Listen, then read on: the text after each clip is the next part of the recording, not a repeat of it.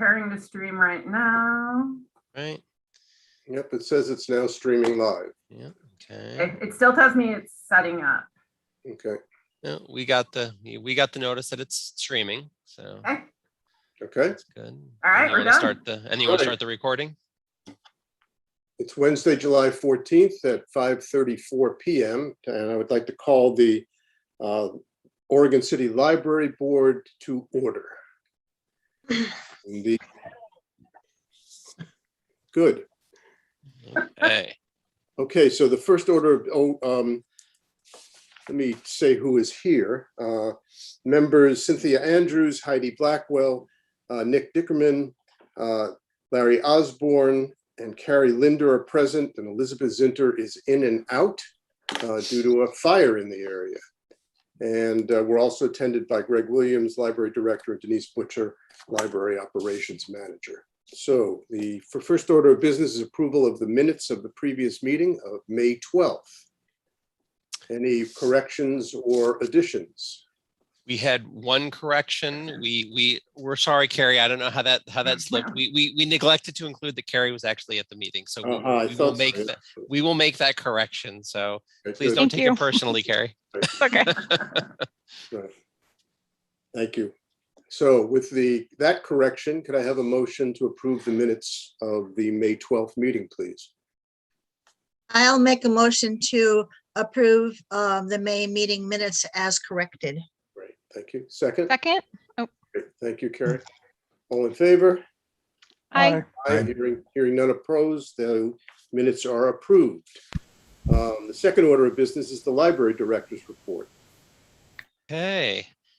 Thank you, Chair Goldberg. Good evening, library board members. Once again, I'll go through my report. I'm not going to hit everything that's in the report. So if there are things you have questions on, you'd like more information on, please let me know. The main things that I wanted to hit were just kind of give everybody an update on how our reopening has gone and where we are right now. Did everybody have a chance to look at the at least skim the director's report? There's some pictures in there. So if anybody has not been able to see the pictures, I'll share my screen, but if you've already seen them, then I won't bother. So, okay, good. So the last we entered kind of the main milestones of our phased reopening process starting on June 22nd.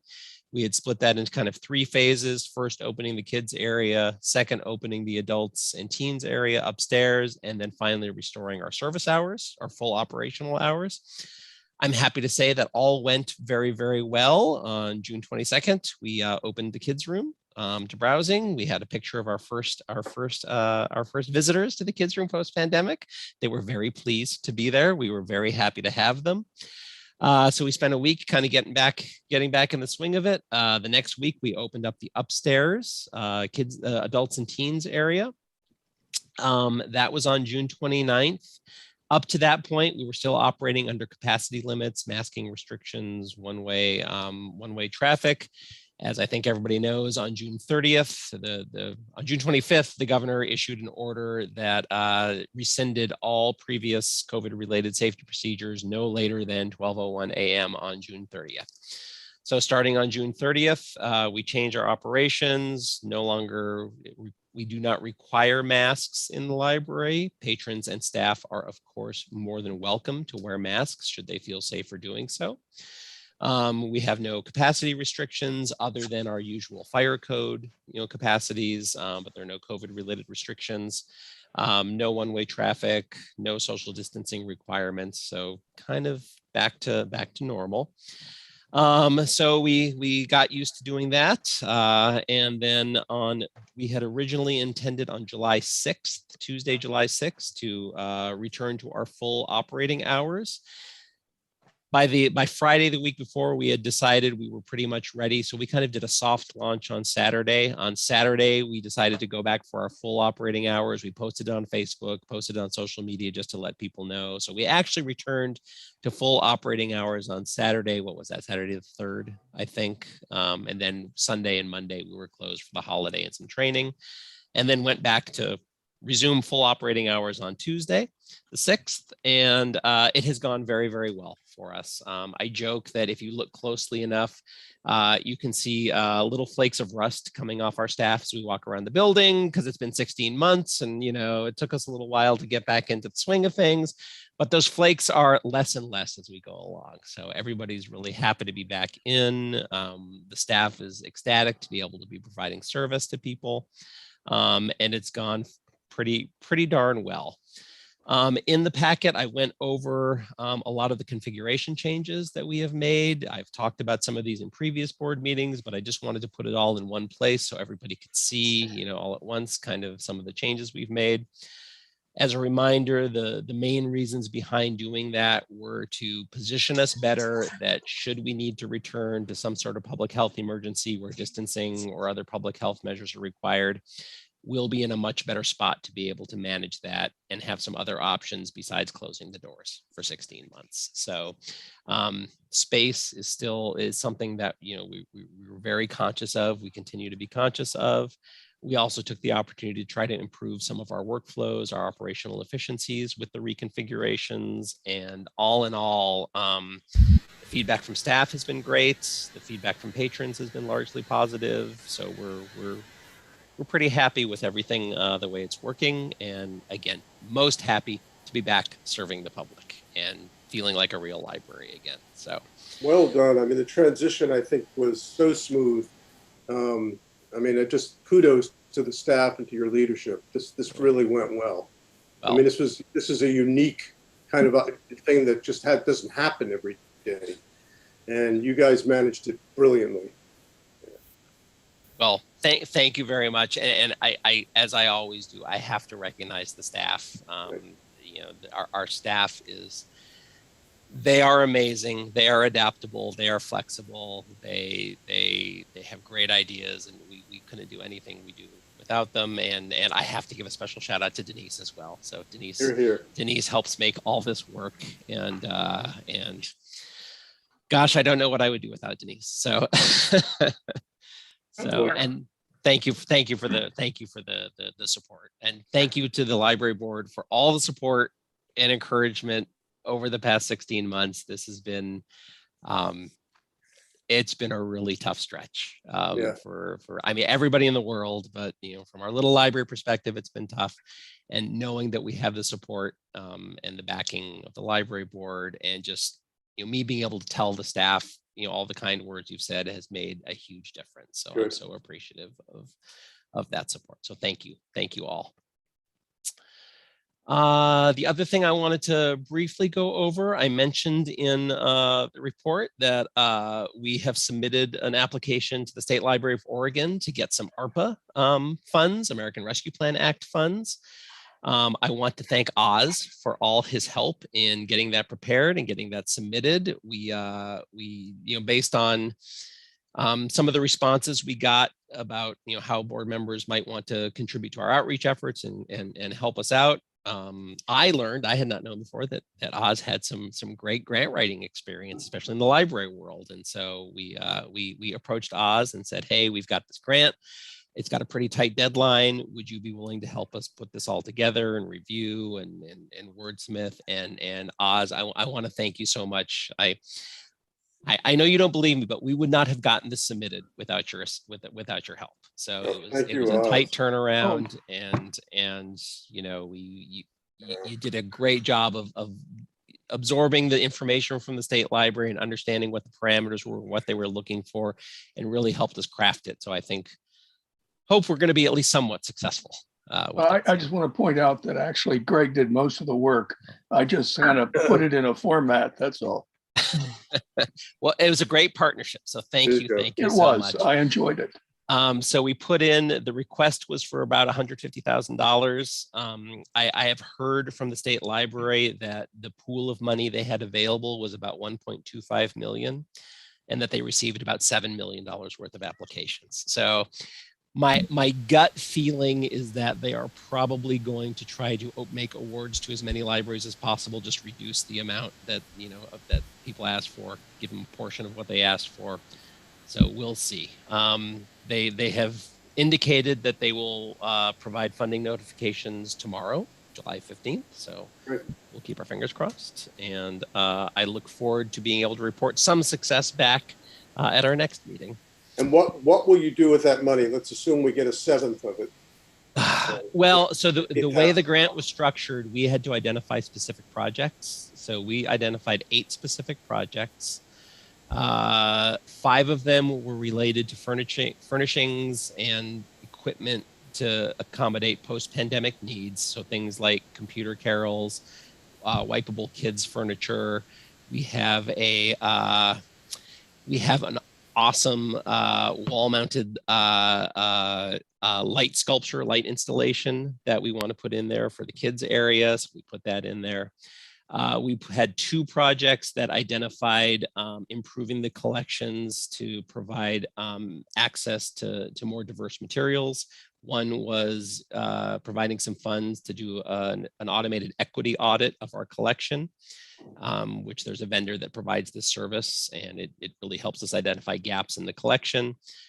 Another project under that umbrella was for what we call a high-low collection. It's materials that have high informational content and high interest value, but are targeted to those who might have lower reading abilities. And this is something that specifically with our BAM group, we think our BAM disability community could really benefit from having some materials in that area. So we put in some grants for that. And then the other project we identified was as part of the COVID reconfiguration and making some trade-offs between collections and space. We have had to reduce the number of physical magazines that we have in the library. And so one of the requests was for some initial funding for our first year's subscription to a digital magazine service so that we can mitigate the impact on the community, and we can have a way of actually providing that magazine content to people throughout our service area, not just the ones who can actually physically visit the library. So those are the projects that we requested. We'll see which ones they hopefully I'd love to report they support them all, but my guess is that they'll probably pick a couple to fund. So If my math is right, 1/7 of our request would be about $20,000, which is not chicken feed. no. So For sure. Well done. yep. So hopefully we'll see what happens. So Liz, you win the best background award for the night. Thank you. I can't remember it's Wesley Lynn Park when the wisteria is blooming. Lovely. is everybody okay? I just have to ask, everybody okay? Yeah, it's not to our neighborhood yet. I guess they've closed down 99 between Canby and Oregon City now. But my friend's officer and called and was like, can you go tell my dad to be prepared because she has a baby in the home and stuff. Yeah, sure. It's very scary. Yeah, not fun, especially after last summer. No, not at all. So, well, Hey, Greg, our anything thoughts else? are with you. No, I wanted to just relay summer reading is in full swing. Now that we're able to get people in the building, we are seeing an uptick in registrations, which is great. People can sign up in person. So we're happy to be doing that. And the yeah, I think that was it.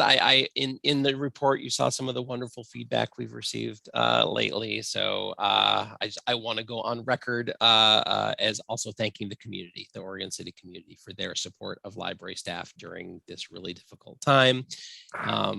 Just as much as your feedback has helped keep us going, the wonderful comments of our community members have also made a huge difference to the staff. So thank you to the Oregon City community for their patience and their support during a really, really challenging time. We're really looking forward to kind of getting back to normal. So with that, if there are any questions about anything that's in the report or anything else you want to talk about, I'm happy to try to answer them. But I have some shout outs for some library staff. Oh, great. Community volunteer opportunities. There's been some library personnel. Barrett monthly comes to there's a group that supports the school district. So through the director of communication, just invites different community members representing different groups there. And so Barrett always comes, and it's made some nice partnerships between the sharing supplies and how we can make things available to students. So it's a really rich conversation. It's great to have Barrett involved in that. And then the summer bridge program is at the high school. So it was the 9th graders that are coming up from those middle schools. And Sabrina was there to hear those students presented problems that they had identified in Oregon City and, in the school, and then solutions, how they would like to solve those. And so there's a push now to see how we can support some of those issues and solutions to actually happen here in our community. So that was great to be there too. So what a nice approach to ask the students. I'll figure it out, let me tell you. Great. Hey, Greg, could you talk a little bit about the volumes that you're seeing since the reopening? Pretty much. Yeah.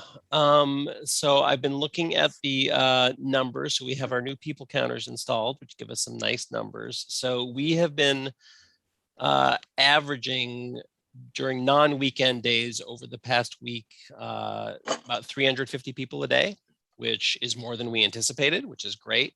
I think yesterday we had 375, and when I looked at the numbers earlier today, we were on track for about that same level. Pre-pandemic, I just quickly looked at some data. We probably averaged around 600 a day, sometimes a little more, sometimes a little less. So for the first couple of weeks being open, getting into that 350 to 400 range, I'm pretty happy with that. So I think, our newsletter is going out sometime this week. So we'll remind people that, hey, we're back open. You'll get some interest in there. We'll try to get some more information out to the community about, just our hours. We're back. We're ready to help people. And so hopefully pretty quick, we'll get back to kind of our normal traffic amount. But so far it's been great. It's been steady and great. Again, great to see people. Thanks. Any other questions? Okay, have there been any requests for public comments? No. No, okay, No. Public comments, thank you. We welcome that if anybody's watching this. Now, discussion items. The one that we want to spend the most time on today is discussion and review of overdue fines. You may have seen there was some news coverage about this issue, which was handled very delicately by Greg and Denise, and from a reporter who is not always thorough. Greg, you want to talk about what the issue is and where we are? Yeah, thank you. So I had sent out the article to everybody just to make sure everybody saw it. So the gist of the article was, and I put this in the staff report. So when the COVID pandemic hit, the Link Library directors got together, and we realized that there were going to be some hardships for people to access library services during the pandemic. And so we made a series of decisions to institute some temporary policies that did things like expanded the amount of time you could borrow materials. We upped the amount of fines that would block you. We made the fine limit higher on people's account so that people wouldn't get cut off from library services. And one of the things we decided to do during the pandemic was to suspend the assessment of overdue fines. So that started probably March of 2020. And probably every 3 months or so, we would take a look. The Link Library directors got together. We meet regularly, and we would kind of look at the state of the pandemic and what people were experiencing, and how people, were still being impacted, being able to get to the library and access library services, and kind of talk about, is now the time that we rescind some of those temporary policies.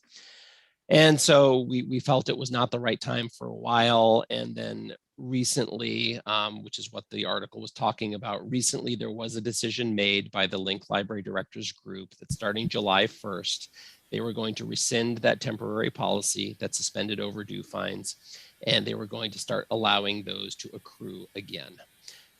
There was an agreement amongst the Link Library directors that, while this would be happening, that as with many things, each library has the flexibility to make other decisions that best meet the needs of their community. So it's, we do have some flexibility.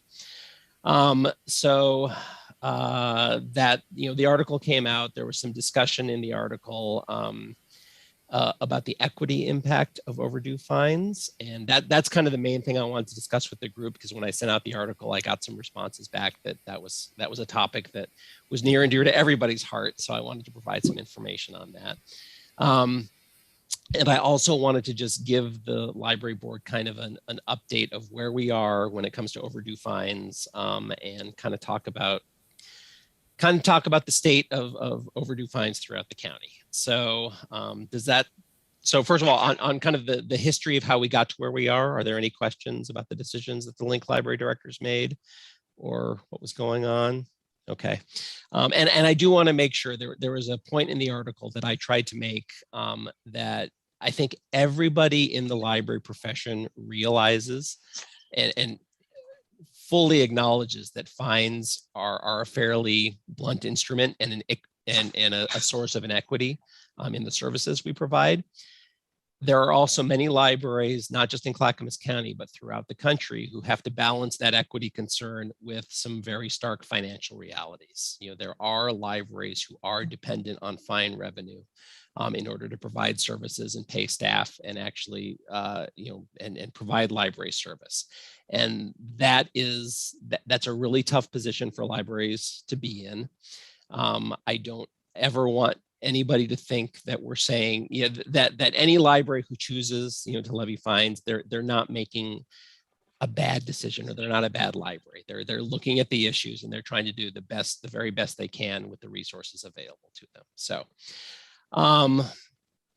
So having said that, what I sent out to you was, I did send out a report that was put together by a grad student at Syracuse University, that kind of takes a look at some of the reasons, pros and cons of overdue fines, talks about the most recent information and research that there is about overdue fines, and kind of talks about some of the reasons that people have given for why you should have fines, why you shouldn't have fines.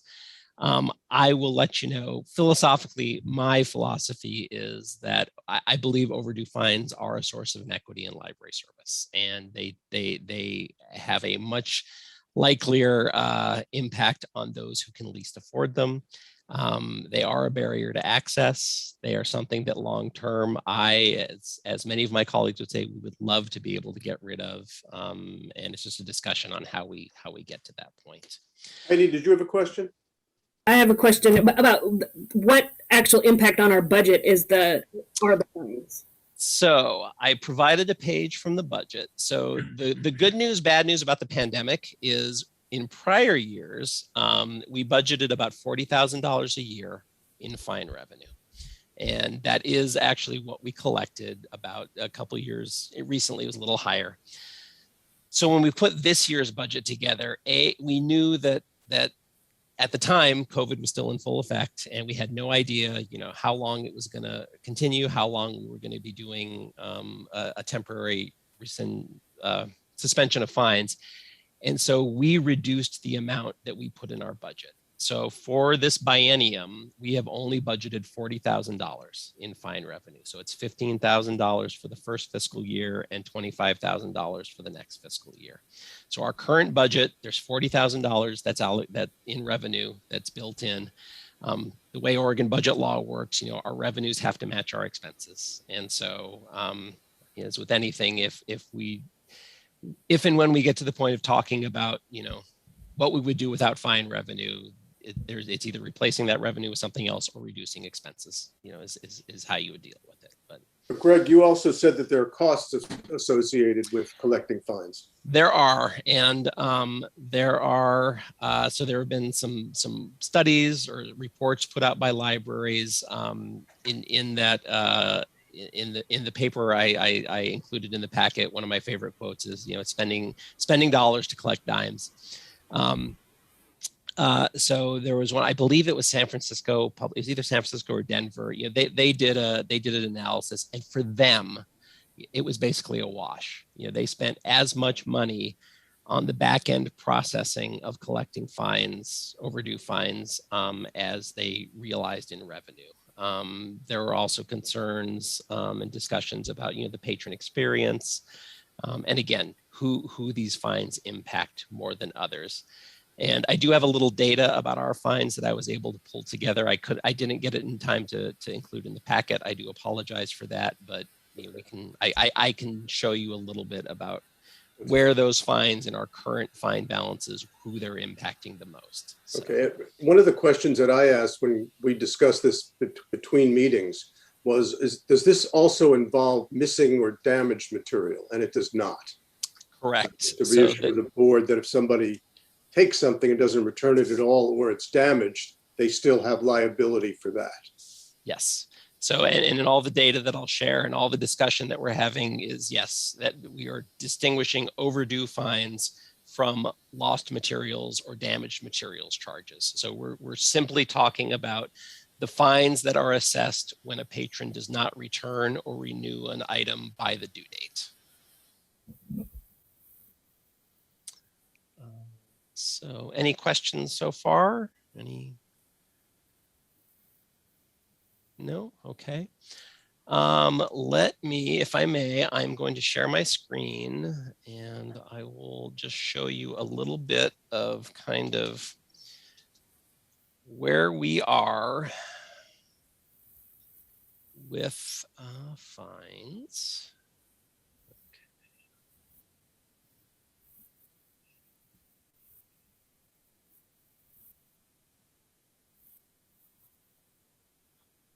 Currently, to collect, put them into the library to pay, or is there an online option? Currently, it has to be done in person. Our county office, and when I was there, I worked on this. I think the last 4 managers at the county office have worked on online credit card payments. I'm happy to report, I think we are closer now than we ever have been. And I am very hopeful that sometime this calendar year, we will have an option countywide for people to pay their fines online. But given the fact that we're dealing with different cities and the county, it gets complicated. So, okay, can everybody see everybody? Mm-hmm. Yes. And I think it's just the full screen one. Okay. All right.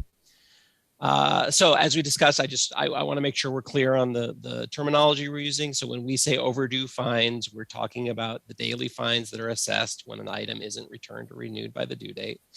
We're distinguishing that from other types of fines. So lost materials, damaged materials, things like that. So for all the numbers that I'm going to show you right now, all we're talking about is the overdue fine component of it. We also want to talk, there are kind of 2 ways we look at these fines. One is by the user library. And so the user library, when we're pulling things from our system and looking at this, that's the library that a patron has self-designated as their home library. Generally, it matches with where they live, but there are some cases where that is not the same. So for example, I live in West Lynn, but when I pull myself in these reports, I have Oregon City as my home library because that's the library that I use. So there is also a way we can identify the item library, and that's the library that owns a particular item that generates a fine. So you might have, if I borrow an item from Happy Valley, and there's a 25-cent fine to it, and I pay it at Oregon City. Oregon City gets the money. I'm an Oregon City user, but the fine was generated by a Happy Valley item. We don't, in the cooperative, transfer money back and forth. We've decided it all comes out in the wash, so anybody who pays for overdue fines, anybody who pays overdue fines at one library, it's not like we're saying, okay, this goes to Happy Valley and this goes to Estacada. We take the money in and it all comes out in the wash. So, and then finally, the data that I'm going to show you, I pulled it on a week ago. I pulled it on the 9th.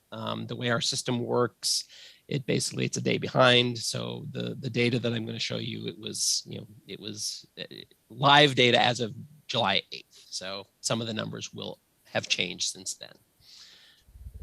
So, okay, so this is just kind of a snapshot of when we're talking about outstanding overdue fines. So we pulled a list of users who had fines on their account. And keep in mind, fines generally haven't been accruing during the whole COVID pandemic. So we look at how many fines are on the accounts of users. And when you do it by that first column, that's by user library. So that's the users who have self-identified, this is my home library. And you can see that Oregon City, the amount of fines currently on people's account is about $56,000.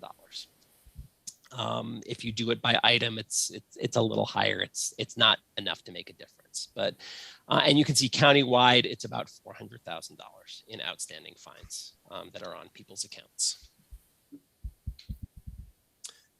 So the next one, I took a look at Oregon City users. So this is Oregon City users only. So it's that $56,000.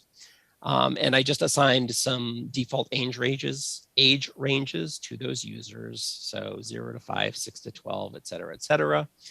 And I provided, here's the count of the number of users who have overdue fines on their account. That percentage is, the percentage of the total. And then the total of overdue fines on people's accounts. So for example, you can see of the 56,000 that is currently on Oregon City users account, 939 of those users are age 6 to 12, and the amounts of overdue fines on their accounts are $8,310.64. So that's kind of the breakdown by age.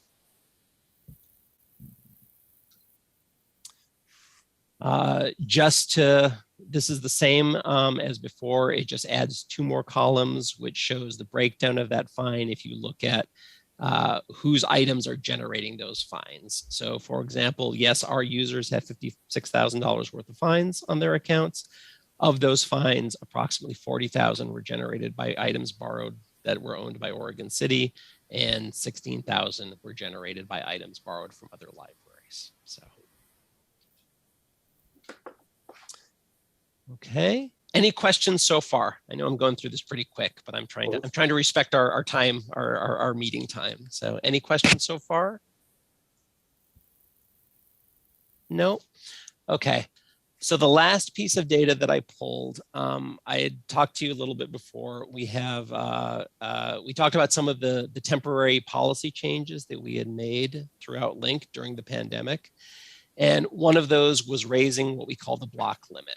So normally during normal times, people, if their account balance gets over $25, they will be prevented from accessing library services. They won't be able to check things out. They won't be able to access online resources. During COVID, we agreed that this was not the time to restrict access to libraries. So we increased the block limit to $150. So that block limit temporary increase is scheduled to be returned back down to $25 on Labor Day of this year. And so what I did was I tried to look at the accounts that we have, the people who have overdue fines, and I tried to pull, here's who is going to be impacted by that switch from the block limit from $150 down to $25. This is only looking at overdue fines, and these are users for whom the presence of overdue fines on their account is going to be the thing that pushes them over $25, assuming nothing changes between now and Labor Day. So if we do a current snapshot, we've got about 500 users whose fine balance is such that when the block limit goes down to $25, their cards are going to be blocked once again. Now, I don't know exactly how many of these users actually use the library during the COVID pandemic. That's a little harder to get. I did a brief pull of data from it, and my gut feeling is about maybe a quarter of these people actively, visited the library during COVID and took advantage of that raised block limit. But I felt it was important. This is the main thing that concerns me about fines. This gets to the heart of that idea that, overdue fines can prevent access to the library for certain people. And we're going to have an example of this coming up in September, where we're going to be changing our account block limits, and provided that nothing changes on these accounts, there will be about 500 accounts who will no longer have access to library services because of overdue fines. So, and I will make sure everybody has this data. I can send it out to you, and I'll make sure it gets posted along with the meeting information. So, and then finally, sorry, before I go on, any questions about that? Did I explain that okay? Did that make sense? Yeah, it was fun. I had a quick question. Yes. During COVID, were fines suspended, or were they accrued but suspended? I think I understand the question. Fines did not accrue. No. So fine. Basically, we went in and I believe the way it worked in the system is we just set the fine amount to 0. Okay, so the 56,000 then is prior to March of last year, basically. I'm generalizing. The vast majority of it. On the next slide, you'll see that there is a small amount of fines that posted in 2021, and that's probably due. The way the system works is if an item gets lost, or it gets to the point where it's been out long enough that it gets determined to be lost, it will assess some overdue fines automatically on that. And I don't think those were included in the fine in the overdue fine suspension. But yes, generally you're correct, Nick. This $55,000 is all fines that were accrued and posted on accounts prior to the pandemic. So during COVID, did you determine any materials to be lost? And what is the definition of lost? How many days is that before it becomes lost? That is, Denise will correct me if I inevitably misspeak on this. And I really should know this because I helped write the policy on this. 90 days, Denise, 90, is that correct? Correct. Yes. Yep, it's 90. Okay. 90 days. Okay. So and during that 90 days, we will send out reminders. The system automatically sends out reminders. And I think it's 30, 60, 90 days. 90. Yep. Yeah, and so it'll send out reminders. After 90 days, it will get flipped over automatically into lost status. And what happens is the cost of the item gets posted to the person's account. So if the item, if the vendor cost was $24.99 or whatever we have in the system as the cost of that item, that will automatically get posted to the account. And then Denise, this is where I can really use you. I think all libraries do this, but they also post the full, the maximum overdue charge. Generally, on that item. Generally, if an item goes into lost, you're not charged overdue. Oh, okay. And then if they return the item and we check it back in, then they are charged for the overdue rather than the book. Okay. Thank you for that clarification. Yeah. So yes, so that's how lost items go. Okay.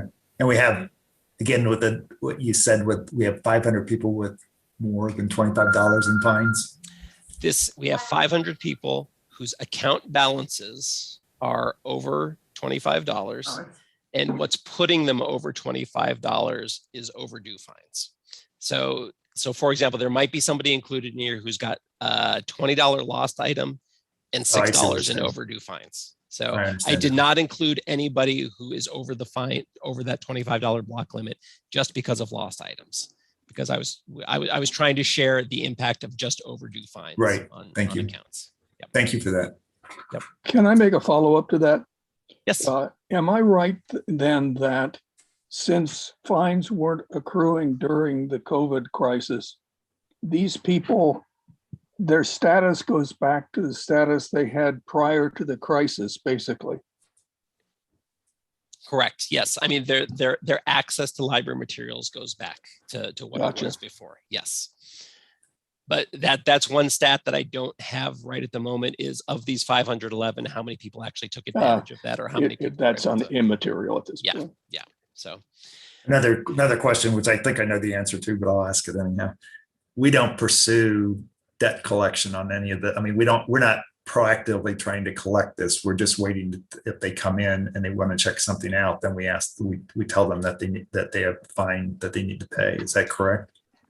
Yeah, we do not do any sort of collection on this. The only thing I would correct in what you said is if somebody comes in and they have a fine on their account, our first goal is to try to resolve it with them, the best way we can. And so Right. if fines are a barrier to access, all of our staff is empowered to waive fines and to take those off the account. So it's not like the first thing we do is, pay up, pay up, pay up. So, but yes, we do not do any sort of collection agency. And the next slide, I'm going to talk about a little bit about what happens to some of those fine balances after a set period of time. Okay. Thanks. Yep, you're welcome. Any other questions before we move on? No? Okay. The last thing I want to share is I've gotten questions from people before. So, and like Nick said, what do we do with those balances? How do we, how do we collect them? And no, generally we don't. And the way the system works is that what we do is after 3 years, so actually after 3 years of no activity on an account, our system, this happens at the county level, the system will take a look at those records. If their balance is $1,000 or more, it will keep them in the system so that libraries have visibility into who has these really high balances.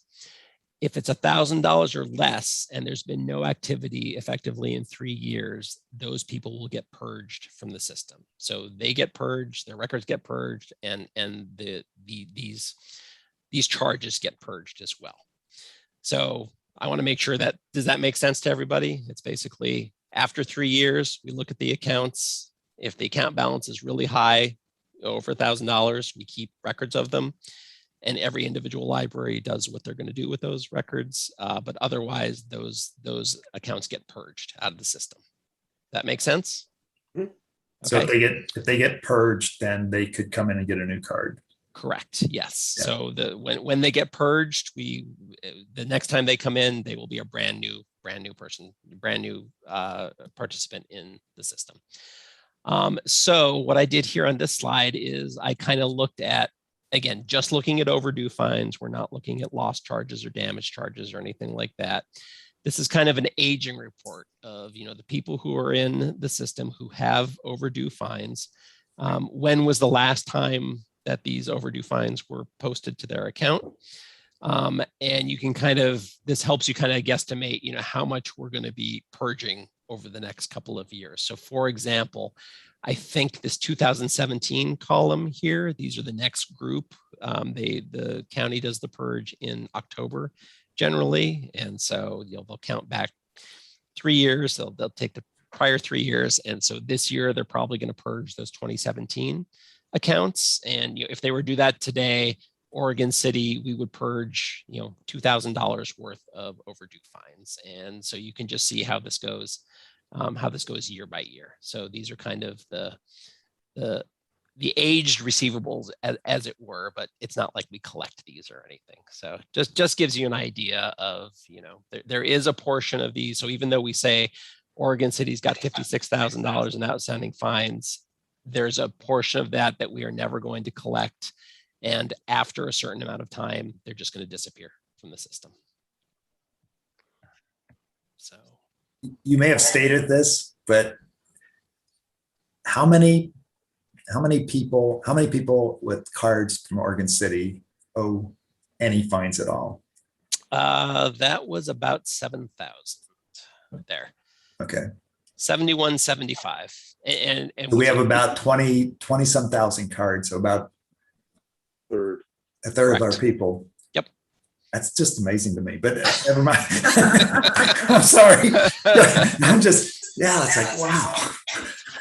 Well, the number 56,000 to me is just such I can't fathom that in terms of fines. Well, but that's just me.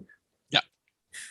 So, okay. And that was everything I had for data. So I'll make sure you all have access to this. So, any other questions or anything about the fine data? Not the data per se, but you did go over a little bit about ways that people can get the fines removed with some donations. There have been conversations of the staff on other ideas. Yes. So So the best tool we have is just that staff interaction with the patron. When they come to us and we hear what their issues are, we want to do everything we can to remove barriers to access to library. So the best tool we have is staff initiative and staff working with patrons to remove those fines. That does require the member of, the patron to come to the library or to call us or to contact us in some way. We do, and I'll let Denise talk about this more because she's got, she's operated this and done these, in the past, but we do have food for fines. We have done food for fines events in the past where we let people know, if you bring in a can of food or this for everyone, how much do we take off, Denise? Is it 50 cents? $1 per item. $1. Okay. Just in the interest of being transparency, to let everybody know what the perspective from library staff, those can be a little difficult on us to administer. We get put in the position of evaluating the types of food people are bringing in, and we have to have those uncomfortable conversations that we're sorry, food banks don't like top ramen packets, so we can't accept those. And people say, "What do you mean you can't accept it? I brought it all the way down here." So, it's. Someone has $50 in fines and brings in 50 cans of food. We have to look at every one of those cans to check the expiration date because we don't take expired food. And so it's just, very staff labor intensive. Yep. So we do that. We also do half off fine events, or we have in the past, and we can certainly do that again. And do you want to talk about a little how that works, Denise? We generally, for a week in April during the library's birthday, and then from the Saturday after Thanksgiving until December 31st, we will match anything you pay on your account. So if you have a $20 fine and you pay $10, we will waive the additional $5. And they don't even have to pay the half. If they paid $5, then we would waive $5. So, and we get a lot more response from that than we do from food for fines. Yep. And then I also think, talking to Barrett, our youth services librarian, I think as part of some outreach activities and some reading programs, we do include, like in kids packet, vouchers, fine vouchers, right? So we do have. We can prepare fine vouchers and distribute those to kids. And when they come in, they can present them to us and get some fines removed. Bye, Cynthia. Thank you for coming. Yeah, sorry, this meeting kind of blew up behind me, and I have to leave early this time. I have to point out that I've never missed a meeting, so I'm just going to excuse myself early this time. Right. Sorry. Okay. Thank you. It doesn't count as a miss. Yeah. Thank you. So yes, those are kind of the thing. Those are the programs we've used in the past to help give patrons alternate means of reducing their fine balance. But our favorite one and the best one is talking to the patron and trying to work with them and trying to make, and because that helps us communicate with them, let them know, our goal is to get you in the library. Our goal is to get you to use the services. We're not a revenue making operation around here. So is there anywhere on the library website or on any of the communications where it says, like, if your fines are a barrier, please talk to a library staff and we can support you in, with alternate options, or there are, just because I'm wondering about, someone doesn't know that and then they don't go to the library, maybe pop up on their account or something. I do not know if that's the case. So that is I will have our web team take a look at all the material that we have on the web page. And if that is not stated there, that is definitely something that should be on there. Yeah, great. Good point. Yeah. I mean, the only thing that we can't help them with is if the materials itself is from a different library, then they have to deal with that library specifically. But if it's our materials or it's overdue fines, then we can work with them. Yeah. But for a lost item, like a lost item by Happy Valley, then we do have to send them to Happy Valley. The agreement between the libraries is that for lost materials, we do have them deal with their home library. Just for clarity, Greg, Oregon City could decide not to charge fines, even if the rest of the libraries in Clackamas County decide that they want to continue to charge fines. Is that correct? I would say that it is certainly technically possible. It's something the system that could happen. And I think all the other directors would agree with me. It's always preferable when we do things together. Because Absolutely, I totally agree. Yes, But I mean, I'm looking at, I know from like an LDEC standpoint, I know that with, yes. That was probably something that obviously would be discussed as part of the large task group in terms of looking at operations and governance and finances and all the three things that we've intended that would be addressed. And I'm sure fines would have been one of them, but it's just going to be interesting, or maybe we need to carve this out and try to address it through LDAC or something. Yep. And I think there would be a lot of support for, I know there's support for having those discussions, again, for the libraries for whom this represents a significant revenue source. It's really important to have those discussions about how do we fund libraries without having to resort to, these types of measures. So yeah, I mean, I totally understand. I just was trying to make it clear that we are part of a group. And if we do make an individual decision, it probably has a lot of implications. Yeah. Good point. I want to be cognizant of time, Greg. It's now almost 25 after. Okay. And so I'd like to move on. If there are any other questions about this? Yep. I suspect this will be an issue that will come up in future. And I mean, Yes. Philosophically, I think any barriers to using the library is a barrier. And we need to be very sensitive to that because it often impacts the people that least can afford both the barrier and the money.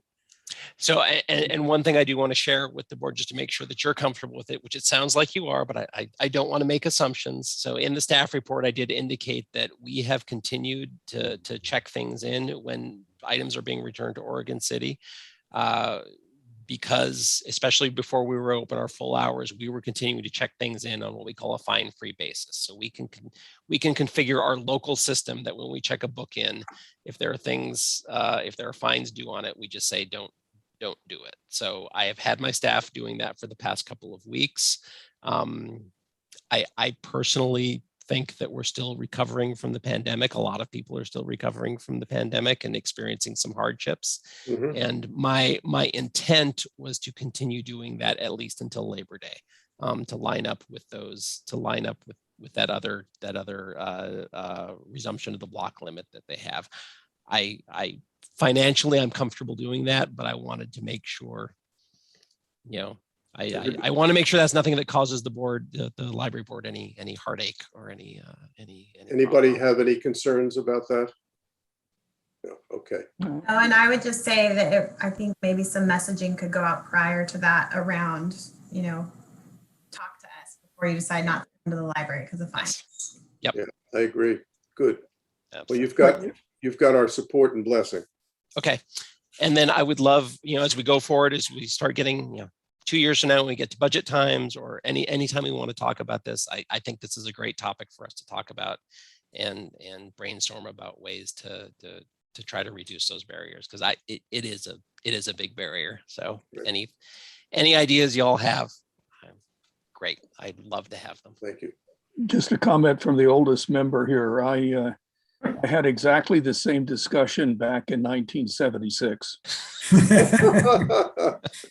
Yeah, we really learn from history, don't we? The more things change, or yeah.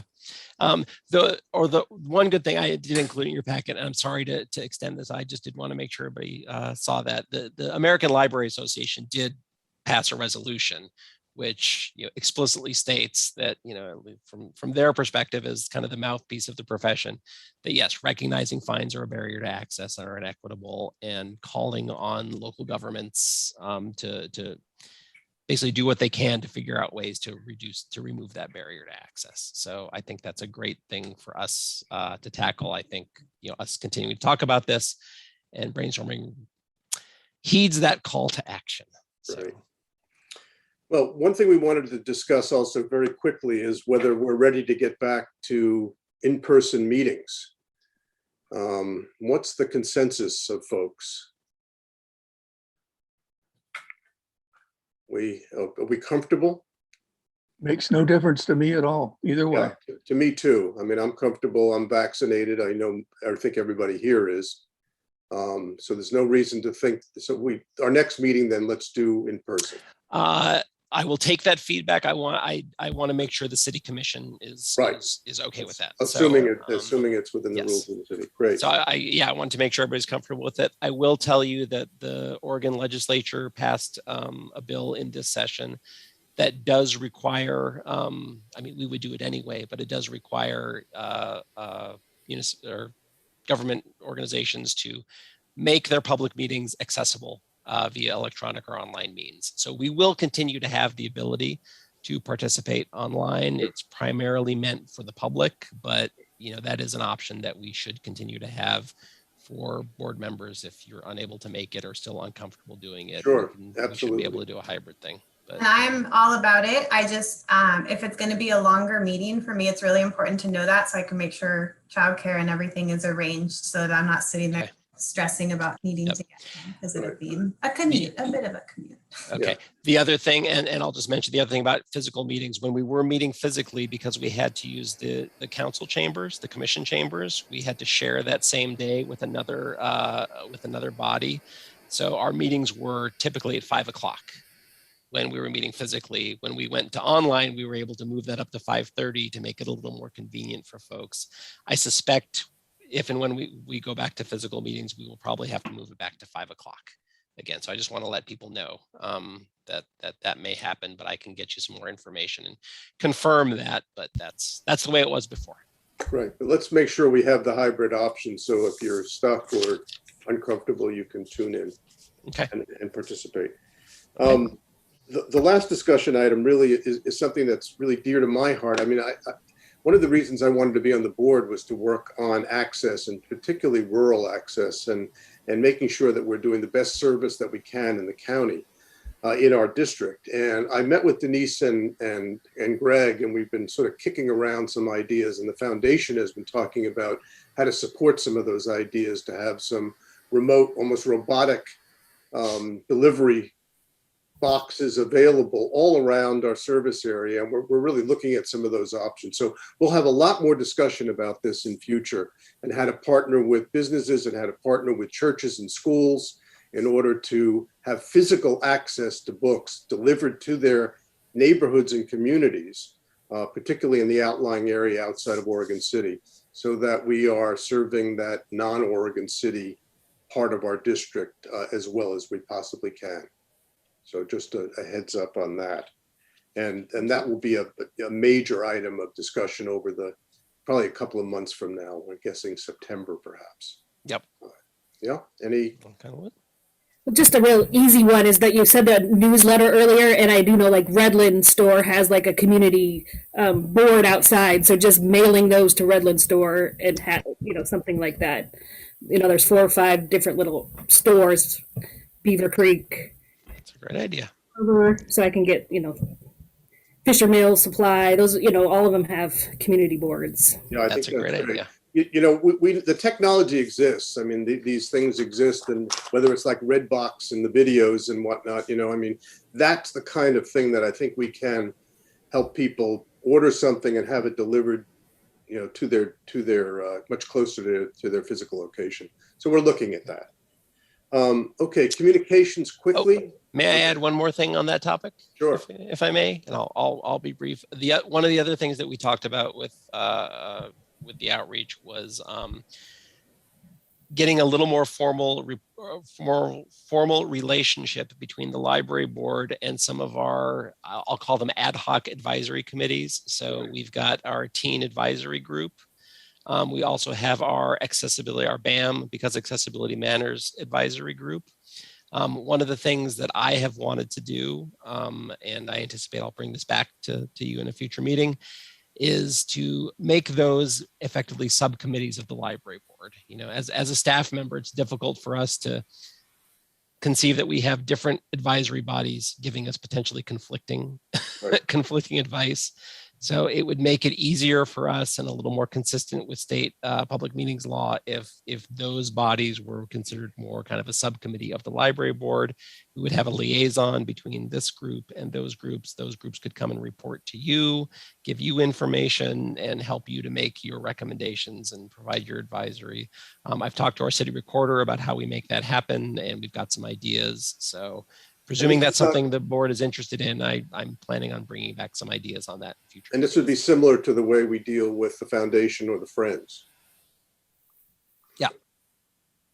Okay. Good, thank you. Okay, let's quickly go through communications. I really want to be respectful of your time, even if you're in front of wisteria. That must smell incredible. Foundation, Greg, do you want to talk about the foundation? Because yeah, I'll be very brief. We will probably have some more information from the foundation next meeting. We are just kind of looking at the future plans. As Chair Goldberg mentioned, one of those projects that we're looking at are funding of drop boxes at different locations throughout our service area. We're also doing some work just to kind of envision what the foundation can support, what kind of fundraising ability they have, and what projects it makes sense to use some of that funding on, and to make sure that we've got a sustainable funding model going forward. Right. So more information probably in a month or so. Right. What about the Friends? Just a couple of items. One, the financials are good. They're starting to look for where they're ready to receive requests from us. All of their COVID restrictions are gone. An interesting point, I think, for the board may be that in analyzing their sales, they discovered that the teens are coming in for science fiction, which is normal, but also for the classics, which kind of impressed me. Oh, interesting. And they're a little overwhelmed with the DVDs we gave them, but I think that's about it. Great. Okay. And LDAC, did LDAC meet at all? Yeah, we met in June, and that was basically just a fairly brief meeting to sort of review where we are. The fact that the annual reports were caught up to, I think, 18 to 19 fiscal year. Is that right?